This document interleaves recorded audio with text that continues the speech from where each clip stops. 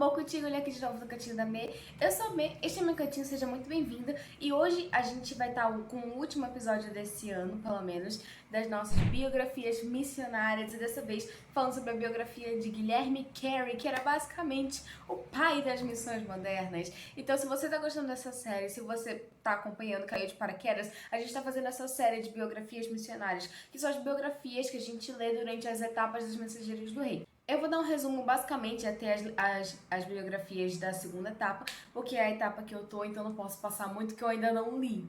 Mas talvez ano que vem a gente possa vir e falar sobre mais histórias, mais testemunhos dos missionários. Mas se você já tá gostando, deixa seu like, se inscreve no canal, compartilha esse vídeo com seus amigos, com suas amigas mensageiras do rei, com as organizações da sua igreja, enfim, com todo mundo. Não esquece de comentar também as partes da história que você mais gostou e vamos embora. Como eu já havia dito, a biografia que a gente vai falar hoje é Guilherme Carey. Esse cara nasceu na Inglaterra e ele é considerado o pai das missões modernas. Isso porque no período em que ele vivia, as pessoas tinham uma perspectiva muito diferente da nossa sobre missões. E o nome do livro, da biografia em si, é Jovem, Sente-se. E essa é uma parte muito legal, eu acho que é a parte que eu mais gosto da história dele. Então eu recomendo que você fique aí, que a gente já vai chegar nessa parte interessante. O Guilherme nasceu na Inglaterra e ele desde pequeno gostava muito de aventuras, gostava de emoção, gostava de ler livros de aventuras e isso foi um hábito que ele teve até ficar adulto, até ficar velhinho. Por ele gostar de aventura, por ele gostar dessas emoções, ele foi apelidado de Colombo, né, que gostava dessas aventuras e de desbravar terras ainda não conhecidas e essas coisas. Quando ele era pequeno, ele tinha vontade de ser jardineiro, mas aí não deu muito certo, porque na Inglaterra é muito frio e a saúde dele era muito frágil. Então, como ele ficava muito tempo do lado de fora sendo jardineiro, ele ficava doente muito constantemente e o pai dele barrou. Então, ele passou a trabalhar com um tal de Sr. Nichols, que era sapateiro. E um certo dia, na época de Natal, o primeiro Natal que o Guilherme estava passando longe da família, ele tentou enganar o Sr. Nichols, mas foi descoberto. E nisso que ele foi descoberto, ele sentiu tanta vergonha, ficou tão constrangido que aprendeu uma grande lição. Ele não deveria ficar cometendo tais delitos. Na verdade, foi ali que ele reconheceu que era pecador e precisava da graça de Cristo. Ele teve um encontro com Deus e se converteu, se tornando um servo do Senhor, passando a ser uma nova criatura que não agia mais segundo as coisas ruins que ele fazia antes. Então, ele cresceu já nos caminhos do Senhor, tornou-se um pastor e também para auxiliar no sustento da casa e para manter ele e a família, ele se tornou um sapateiro e professor. Ou seja, ele era tipo um construtor de tendas. Se você não pegou essa referência, eu vou te explicar porque é um termo que você deveria saber. Construtor de tendas era a profissão de Paulo, o apóstolo que escreveu metade do Novo Testamento.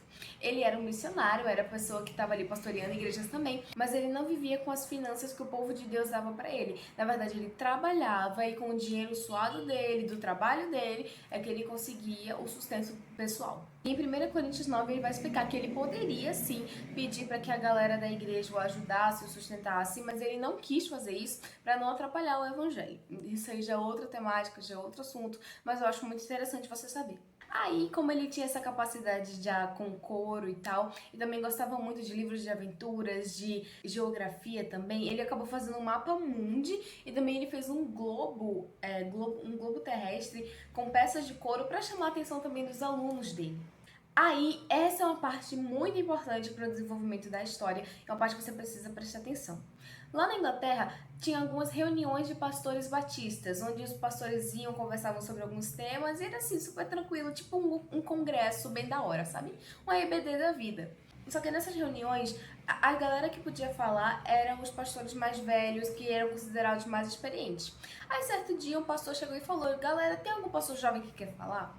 E aí o Guilherme se levantou para falar. Nisso que ele se levantou para falar, ele disse: será que a ordem de pregar o evangelho a todas as nações não deve ser obedecida também por nós? E quando ele falou essa frase, ele foi repreendido. Jovem, sente-se, quando Deus quiser salvar os povos de outras nações, não vai precisar da sua ajuda, nem da minha.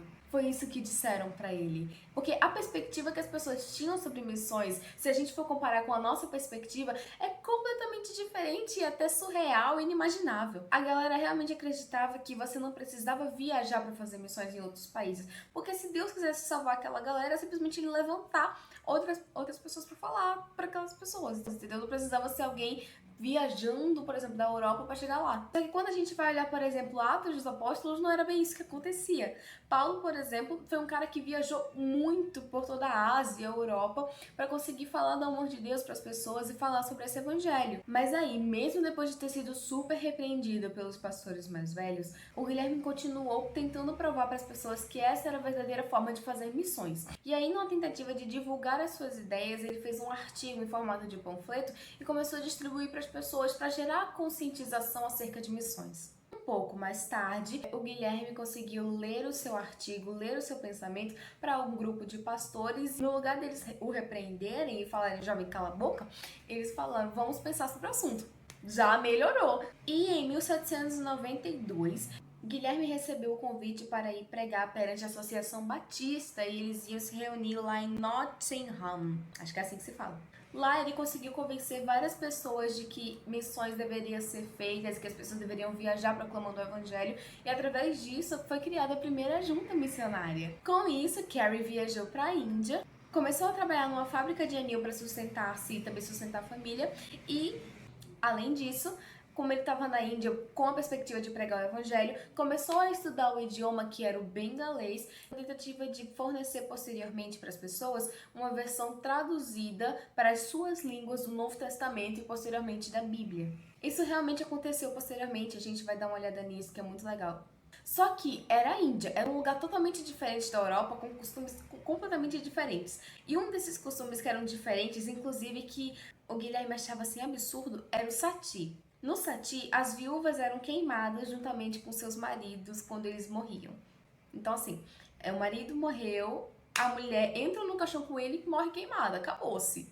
As mulheres até algumas vezes queriam fazer isso, achavam que era um ato de lealdade, de fidelidade ao marido, mas algumas não queriam fazer e tinha aquela pressão social, ou estavam até fazendo, mas aí depois mudavam de ideia, ficavam receosas, aí pá, não rolava, né? Inclusive um dia ele presenciou o sati, ele viu a mulher se entregando para ser queimada junto com o marido, achou uma cena muito tensa, muito pesada e falou, gente, assim não dá, assim realmente não dá. Era um costume que ele realmente repugnava e a gente entende por que, né? Era uma mulher sendo queimada junto com o marido, galera. Em 1799, quando Carey já estava terminando de traduzir o Novo Testamento para o bengalês, ele teve uma agradável surpresa de um tipógrafo começar a trabalhar do seu lado. O nome desse tipógrafo era Ward. E aí, ele, junto com a família dele e o Ward e tal, se mudaram para Serampore, onde fizeram uma espécie de comunidade cristã. Foi lá também, em Serampore, em 1800, que a primeira folha da Bíblia traduzida para o bengalês foi impressa. E posteriormente, no fim daquele ano, de 1800, ocorreu o primeiro batismo de Serampore. Foi muito difícil evangelizar na Índia, a galera não estava muito disposta a se abrir para o evangelho, mas mesmo assim, com todas as dificuldades, Deus abriu portas, Deus abriu as condições para que o Guilherme conseguisse falar do evangelho de Deus. Mas aí, como nem tudo são flores, a gente percebe aqui que a vida de missionário é pauleira. Houve um incêndio num dos armazéns que estavam cheios de informações. Estava cheio de tradução da Bíblia, exemplares da Bíblia que o Guilherme tinha traduzido. Então assim, houve um incêndio, queimou, perdeu tudo. Ninguém morreu, sabe? O vento apagou logo o fogo, mas perderam muita coisa, perderam muito do material que eles haviam produzido. Mas assim, eles conseguiram recuperar, claro, muito esforço, muita labuta, mas assim, foi muito esforçoso para eles, porque eles já tinham feito todo aquele material. Veio um fogo, queimou tudo. Por isso que hoje a gente tem HD, Brasil, é muito mais fácil. Mas mesmo com todas essas dificuldades, os avanços da obra missionária continuaram. Em 1813 foi legalizada a obra missionária na Índia. E posteriormente também teve a proibição do sati, que era aquela coisa lá que a galera fazia, queimava viúva e tal. Proibiu. E aí, ao longo de toda a sua vida, Guilherme se dedicou em seguir o Evangelho de Deus, em proclamar essa verdade. E quando ele se dedicou, ele não achou que as repreensões que as outras pessoas tinham a seu respeito eram exatamente aquilo que Cristo lhe dizia. Eu não estou dizendo aqui para você deixar de ouvir aquelas pessoas cientes, sábias, que querem o seu bem. Não estou falando isso. Eu estou falando que nem sempre o que as pessoas dizem para nós é aquilo que Cristo deseja para as nossas vidas. Eu estou falando aqui que se Deus te chamou para fazer alguma coisa, primeiro, seja convicto que é a voz de Deus te chamando. E segundo, ouça primeiramente a Deus do que as outras pessoas. Porque as pessoas erram, as pessoas são falhas, as pessoas têm perspectivas que acabam destoando da palavra. Mas se Deus te instruiu através da Bíblia que o que você deve fazer é aquilo que você deve fazer, então faz, pô. A galera vai chiar, a galera vai reclamar, a galera vai falar, poxa, tu podia estar fazendo coisa melhor. Mas não existe nada melhor do que estar trabalhando para Deus. Então, que assim como o Guilherme se empenhou muito para viver o evangelho, mesmo que as outras pessoas não tivessem nem aí pro que ele estava falando, vamos se empenhar. Vamos nos dedicar verdadeiramente para que o evangelho seja conhecido, para que as pessoas ao nosso redor venham entender que Cristo é o Salvador, que Cristo é o Senhor e que esta é a verdade que deve ser ouvida, proclamada e crida. Bom, gente, é isso. Essa foi mais uma biografia missionária. Espero que vocês tenham gostado. Biografia missionária agora só ano que vem, porque eu ainda não terminei a terceira etapa. Então, quando eu terminar a terceira etapa, eu chego com mais biografia para vocês, pra gente fazer essa resenha, pra gente discutir um pouco. Mais uma vez eu digo, isso aqui é o resumo do resumo do resumo. Leiam os livros que tem muito mais informação, porque eu corto muita parte pra ficar um vídeo de pelo menos 15 minutos, tá ligado? Então, é isso, gente. Muito obrigada por tudo. Deixe seu like, se inscreva no canal, compartilhe esse vídeo com seus amigos. Muito obrigada por tudo e tchau!